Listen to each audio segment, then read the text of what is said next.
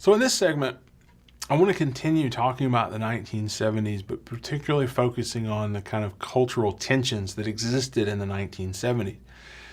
Many of these cultural tensions are an outgrowth, first of all, of what occurred in the 1960s, much as the struggle for civil rights, I would argue, persists. It doesn't simply come to an end either in the mid-60s or at the end of the 1960s, but continues and in fact becomes far more concrete for more groups in the 1970s than it had been in the previous decade. I would argue that we see transformations happening even as some of the cultural change. And remember that the change that civil rights involves is really cultural. It requires a shift of mindset, much as the feminists understood. But there's the cultural shifting continues and actually expands and has some very definite repercussions that we'll see in the 1970s. So let me focus here for just a moment on what we might call the me decade, as some have called the 70s, which suggests a certain era of selfishness, a focus on self and self-interest, and less concern perhaps with the community. Another way of putting it is sort of me getting what's mine. You know, I'm not going to think so much of others. And I don't think that's a true representation of the 70s, speaking as someone who has some memory of the 1970s. But there certainly was an emphasis on youth. And perhaps that's where some of that comes from, that emphasis on self. Youth culture that we saw emerging in the 1960s, because remember how important youth were both to the civil rights marches that occurred, and activism in the streets, but also to the changes taking place, and to the Summer of Love, 1967, and San Francisco, and flowers in your hair, you know, and everybody's getting along, and that's a nice ideal. It's always struck me, and I think it struck a lot of people, that for all their idealism, so many of the young people who might have been considered hippies had grown up in quite standard sort of middle-class families.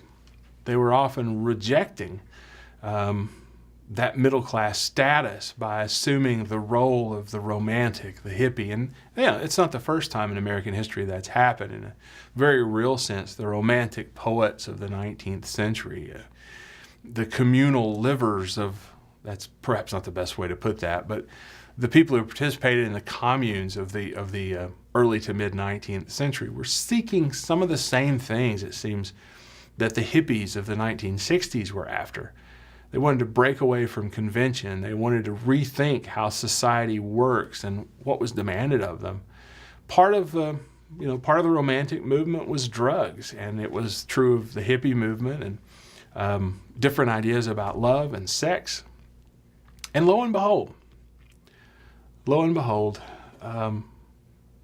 even as they rejected, I think, the standards of middle-class society in the 1960s, it turns out that many of the leading lights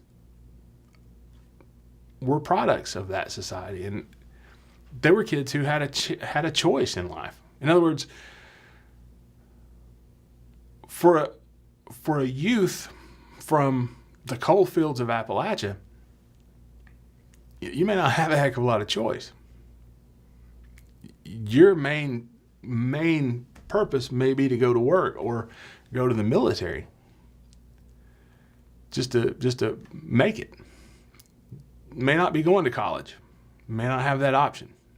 And that was actually a complaint that many conservatives made, that there was an abuse going on of the privileges of affluence, an ungratefulness.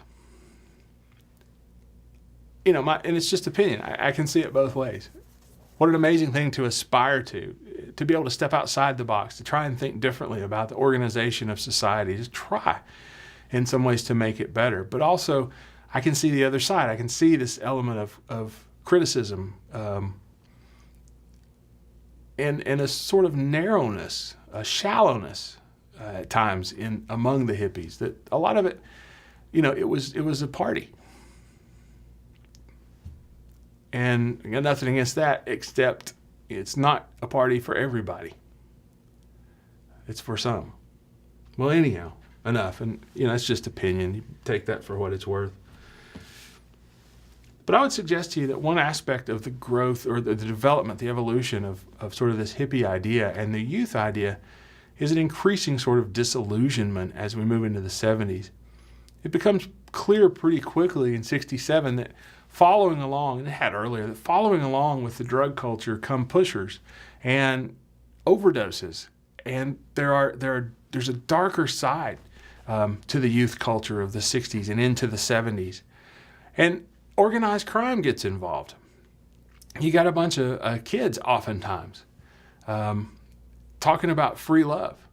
And lo and behold, how long does it take, and this is the cynical side of me, how long does it take somebody who's willing to do whatever to make a buck to turn that into prostitution?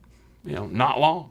And that was going on as well in places like Greenwich Village and then ultimately out in San Francisco. But in terms of disillusionment, that occurs when the ideals aren't lived up to, when they're not met, when the long-term possibility of maintaining the commune and the rigors of communal life where you have to be, for instance, around these same people working day in and day out, that gets old. So there's sort of a dark side culturally speaking, that I think this sort of youth culture begins to recognize and perhaps turns away from that kind of idealistic crusading and maybe pulls back toward me, toward the recognition it's a party, the recognition that, about recognitions about drug use basically for recreational purposes as opposed to mind enhancing or enlightening kind of purposes. But again, back to examples, Woodstock. Everybody's kind of heard of Woodstock. It's all peace and love and music and drugs. And, there's no law and order. There's no police per se. It's people basically getting together, invite a few and thousands show up out in rural New York, get back to nature, and everybody can get along because the music makes for peace and love. Well, that's all sweet and nice. But if you've ever seen that movie Woodstock, one of the things you got to recognize is how muddy it was. But also, out in the fields, how much trash was left. And that goes back to this business of, and it's a business that's been part of questions of sustainability for a long time. How do you do it in a practical sense? Because these are kids, for all of their talk about getting back to nature, they're producing gobs of trash, and they're not picking it up. But I think more telling, Woodstock came off, it's still one of those iconic moments, were you at Woodstock? And of course, millions of people who were never there might very well claim they were. But a different question is, were you at Altamont? And Altamont, December 1969, you had a completely different picture. It was a free concert. The Grateful Dead had a big part to play in putting this concert on. It was out at a racetrack in California. And what occurs out there is overdoses, drugs, in a major way, but the involvement of the Hells Angels for security, beatings, violence. One young man who is basically killed. It's a free concert. It's supposed to be about peace and love, but it evolves into something far darker, far faster. And if you're familiar with, for instance, the Hells Angels, you understand the role that they traditionally had played in terms of organized crime. It's an amazing shift. It's a very dark shift that's occurring. It's worth noting that in 1969, that same year, you have the Charles Manson murders, where Manson and his followers left their communal existence basically to go to town and kill. There's a delusional aspect, just a frightening sort of aspect to the world turned loose to this sort of chaos. And it's not going to go away early in the 1970s, even as we move away from the more communal notions of hippiedom to the expressions on a more individual level. Expressions which still are aimed at at reflecting the shallowness, say, of American middle-class culture. But we have, and music is as good as any other way to get at this, I think, in the 1970s, musically. You have the singer-songwriter emerge. People like James Taylor, right? Suffering from heroin, but nonetheless being creative as an individual, singing his own songs. You have the emergence of Southern rock in the 70s. You have the emergence of disco in the 70s, which,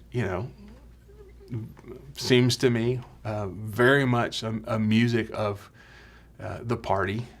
But you also have, and I think this is extraordinarily important, you have punk.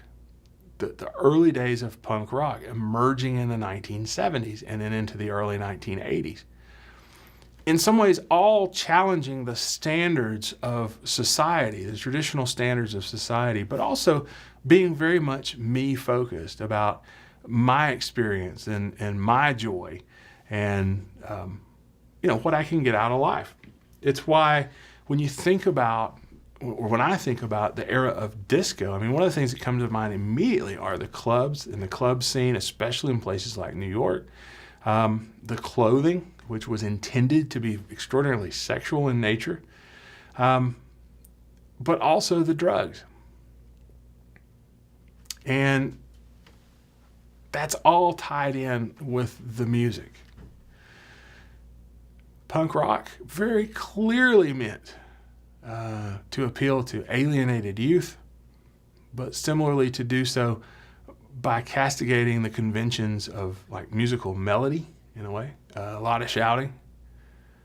An amazingly important movement, actually, emerging, in a lot of ways, emerging out of Britain when it makes its way back to the United States.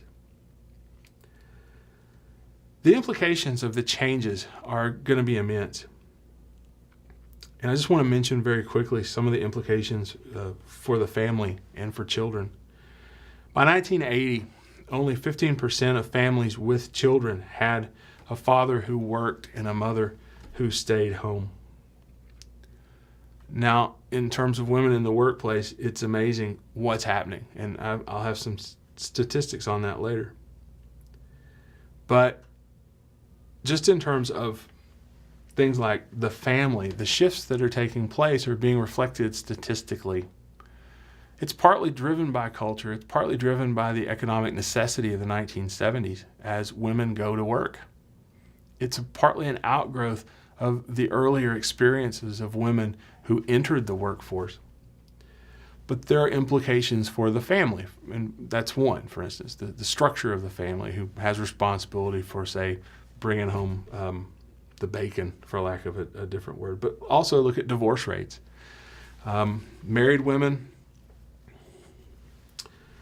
who were 15 years or older, if you look at the rates, 1969, the divorce rate, 13.4%, 1979, 22.8%. That's pretty huge. Marriages during those years that failed. The possibility for divorce is one of those practical legal consequences of the striving for equality under the law that women pushed for in the 1960s and 70s.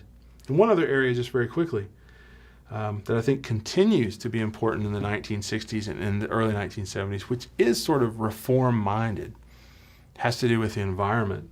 1962 had seen the publication of Rachel Carson's Silent Spring, which alerted the U.S. public in a major way, not only to the smog that they could see from their cars and their commutes to work in the big cities, but also to the American use and reliance upon pesticides that were having significant environmental effects on, on birds and animals and nature. 1969, the Cuyahoga River in Cleveland catches fire. It had done so before. It wasn't particularly new, but it seemed to have sort of an impact on the American public. Earth Day. April 1970 marks the first Earth Day. And it's a symbol of the concern that's begun to emerge. That concern grows out in part of the cultural thinking, the ideas particularly of the hippie movement, but it expands further. It expands increasingly to middle-class America as a concern. What does or might the current way we're living, what might that mean for the future of the United States? What if we destroy the environment? Is that what we're doing? And in fact, the environment will continue to be a concern through the 1970s. And we'll, again, talk more about that in just a bit. But there's another side to this. And I'm going to try and finish this one up very quickly. Not only is there the sort of darkening of, or maybe that's not the best way to put it, the sort of disenchantment among youth with the expectations, the idealism of the 1960s youth culture and sort of the hippie movement. But there's also a challenge of the movement itself, of what's been unleashed by the challenges to society in the 60s. And that's a conservative reaction. Phyllis Schlafly, who was a Republican organizer, working wife and mother, interestingly enough, becomes a well-known figure in her fight against the Equal Rights Amendment, challenging the basic notions of feminism, and will create an organization called Stop ERA and lead the conservative charge. And notice, there's already been a political conservatism emerging in America. You've seen it with Barry Goldwater in '64, with the election of Richard Nixon in '68. The 1970s, you have this kind of grassroots response, not just political, but activism. In other words, the conservative response to the activism of the 60s is in some ways the adoption of the very methods and the mass methods adopted by activist groups.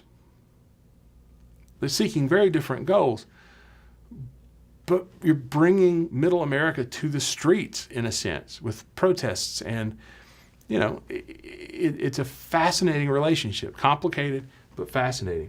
1977, singer Anita Bryant will campaign against a Miami law banning discrimination against homosexuals. Remember that sort of the political acceptance of homosexuality, certainly in the political sphere, had begun to emerge by the late 1970s. And Anita Bryant will make an effort, organizing a group called Save Our Children, to lead a mass movement against sort of this opening up of new opportunity. As she put it in, really a fascinating quote, she didn't believe that, quote, God would have created Adam and Bruce. Now, there's a tie there, and it's worth noting the degree to which the response to the movements of the 1960s and their repercussions is tied with religion, and particularly Protestantism and evangelical religion, but not just Protestantism.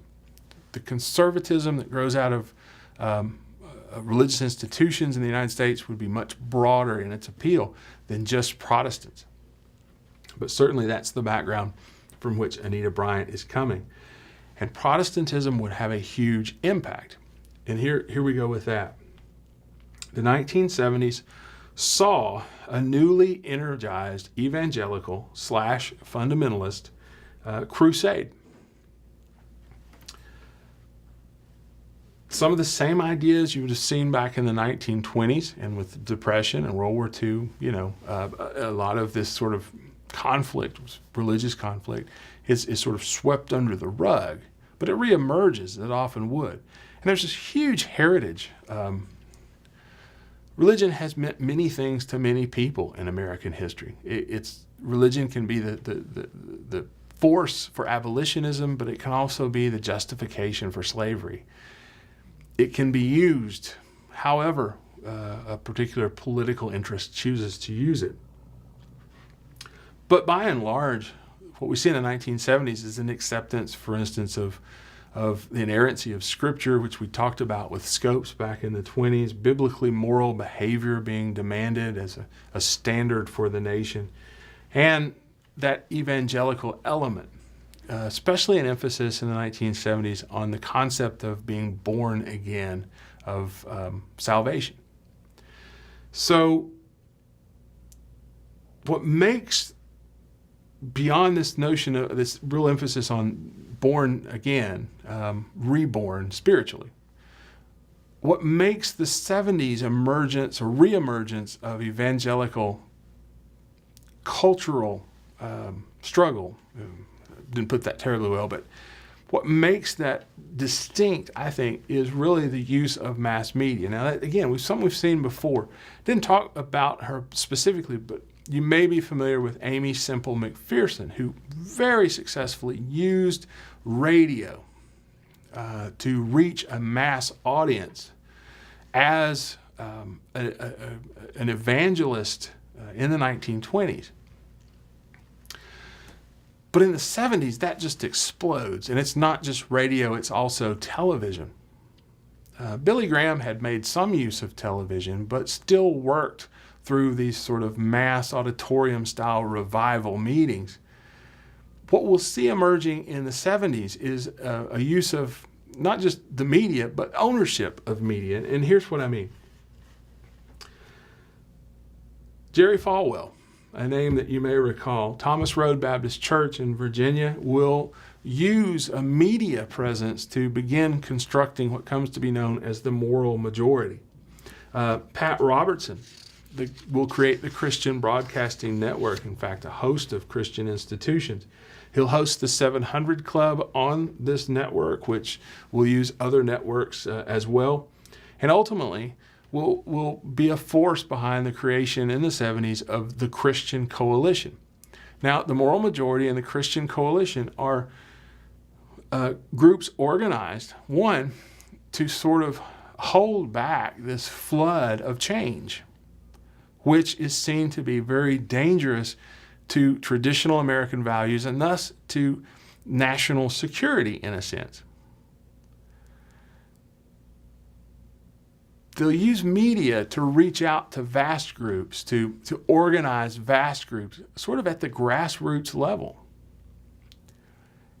And by doing so, we'll tap into evangelical religion as a political force in the United States. And that's one of the characteristics that we see emerging. It's like the blue-collar workers politically that we talked about in 1968.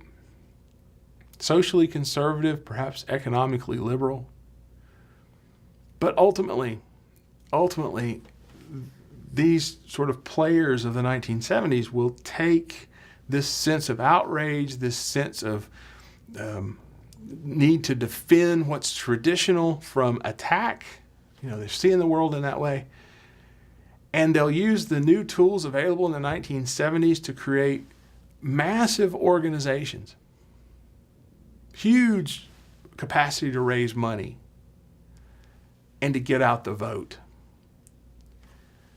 That activism is something we hadn't really seen before. It's an activism that itself, I would argue, grows out of the patterns set with the civil rights movement in the 60s and 70s. I could talk about Jim and Tammy Faye Baker, real characters in a lot of ways. The Praise the Lord Club, really out of South Carolina, and actually, and this is fascinating, actually at one time had Heritage USA, a theme park, Christian-oriented theme park, and that has continued as there's another in Florida now. There were many others. The Swaggarts, Oral Roberts comes to mind. Many other major religious figures who emerge on America's airwaves in the 1970s and will have, some more than others, a political impact. But I don't want to discount evangelicals or fundamentalists. It's not all just TV preachers. What I was saying about the blue-collar workers and political conservatism is I think you have to recognize that in the United States there was, among many Americans a sincere belief, and I mean at the grassroots level, that things had gone awry, that the United States was on a path towards decline.